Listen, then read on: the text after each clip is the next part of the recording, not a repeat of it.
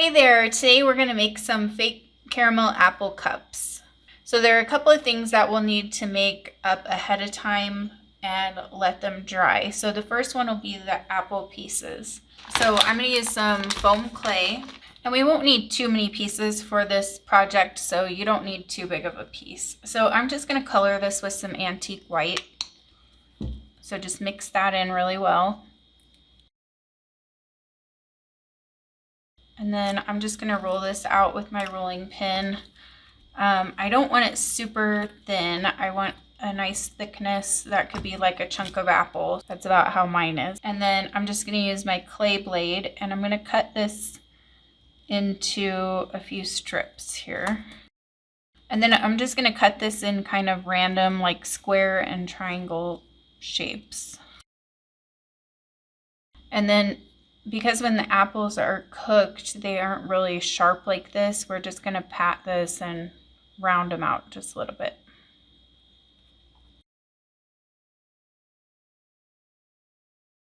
And then you'll want to let these dry overnight so that when you coat them, they'll be completely dry.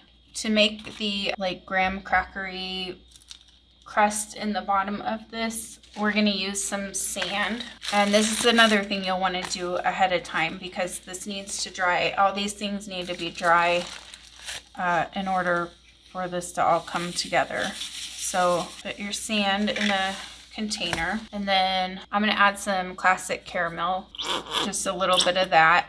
And then I'm also going to add some khaki. And then I'm just going to mix this around. You don't want it to be super wet. You just want to coat all of the sand in the paint so that it looks like a crumbly graham cracker crust. And then you can just spread this out on some wax paper and leave that to dry overnight as well. So once your sand has dried, we'll start to assemble this. So I got these little cups at Dollar Tree. Now the one thing I will say about this is because it's so rounded on the bottom, if you don't put enough of the sand mixture, then you won't be able to see that layer. So just keep that in mind. Whatever shape of container you're using, just make sure that you can see all the layers on the side. So I'm going to go ahead and put my sand mixture in here. And you can smooth this down or leave it bumpy. It just depends how you want your layers to look on the side. Okay, and now we're going to make a custard. So for the custard, I'm going to use my lightweight spackle. I'm not going to need a ton for this, so that should be enough right there. And then I'm also going to add some caulk to this, and this will just kind of help thin it out a little bit and give it a little bit different consistency that's more like a pudding rather than the spackle kind of whipped cream texture. And then to this I'm going to add some antique white to give it that little bit of more yellowy look. And then just mix all that together really well. And then I'm just going to layer this on top of my sand.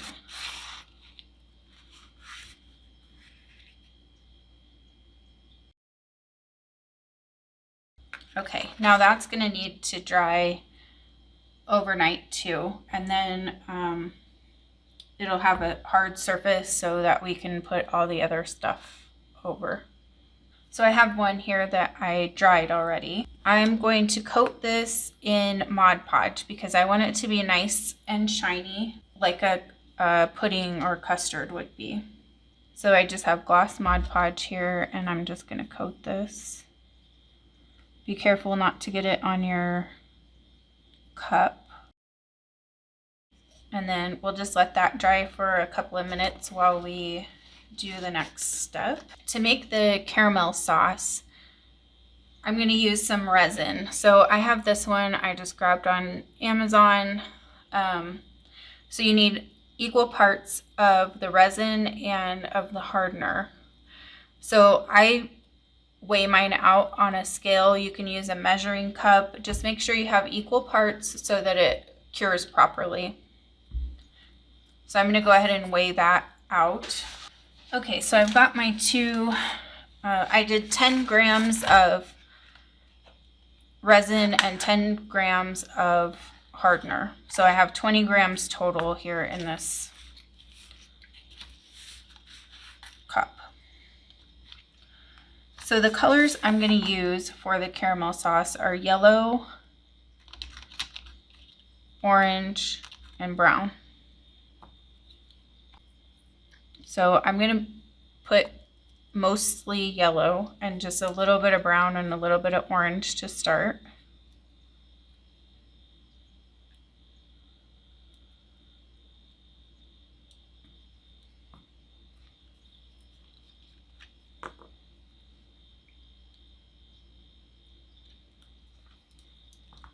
And then I'm going to mix this all really well.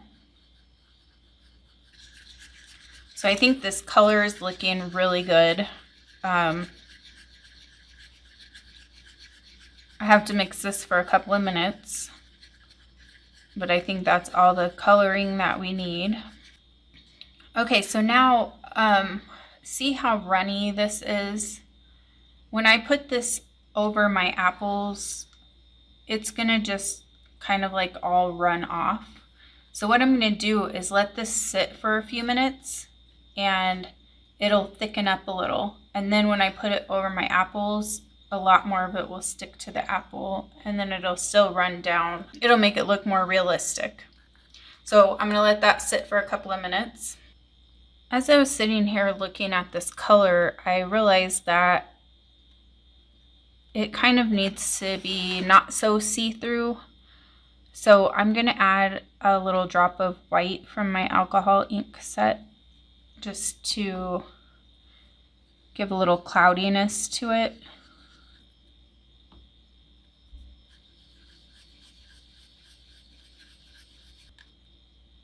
Just a little bit more white. I still want it to be see-through, but I want that realistic caramel color. Oh, that looks so perfect. So I'm going to position my apples on here while I finish waiting for my caramel sauce to set up to where I want it. So I'm just going to take some pieces and put them on here. Now, if you want, you can glue these on, but the resin will hold all of this on. So you don't really have to worry about that unless you want to. Okay, so I'm going to go ahead and pour this caramel sauce over my apples. If you want to have more tutorials from me, I have my Fake Bake VIP membership, and we have such an awesome group of people in there. There's a new tutorial every week, and it's something more complex than what I do on my channel. So sometimes we'll do like a plate of food that goes together. Sometimes it's just a more detailed project. And I also go live in there and answer questions in the group all throughout the month. So if you want to get in on the fun, be sure to go to CassieSmallwood.com/VIP, and that will take you to the sales page where you can see if you think that it would be a good fit for you. And I'd love to see you in there.